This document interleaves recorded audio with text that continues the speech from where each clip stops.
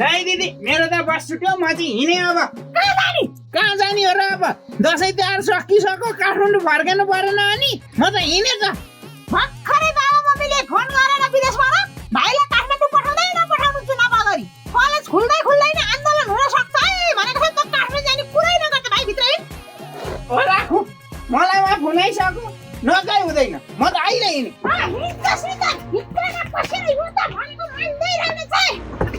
हेत तेरिका बितासे पारिहाल्यो नि ढोकै लगाइदिए बाहिरबाट ओहो आइसक्यो केटाहरूको मेसेज आइसक्यो ए तेरिका कार्यक्रममा के सकिसके बस पनि छुट्ने लाग्यो के गर्ने त है त्यही तरिका ओहो यो त एक सूर्य पो छ ढोकै तोर्ने हो कि बुढी साडी लाएर हिँडेपछि आनन्द हुन्छ क्या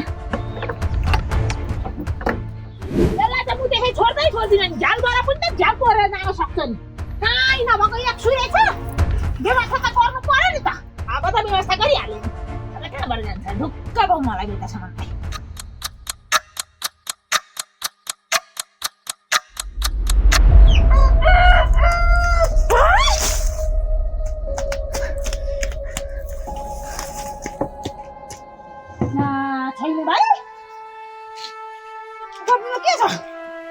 देशका कत्रा नेताहरूले त हामी युवाको आवाज थुन्न सकेनन्। दिदी तिमीले कोठामा थुनेर म थुनिन्छु। हाम्रो चुनावभन्दा अगाडि कति धेरै कार्यक्रम छ।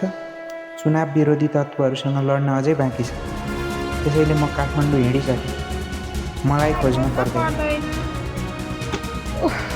यो त अब देशको विकास होस् भाइले चिताको पुगोस् देशमा उन्नति प्रगति सुशासन आओस्।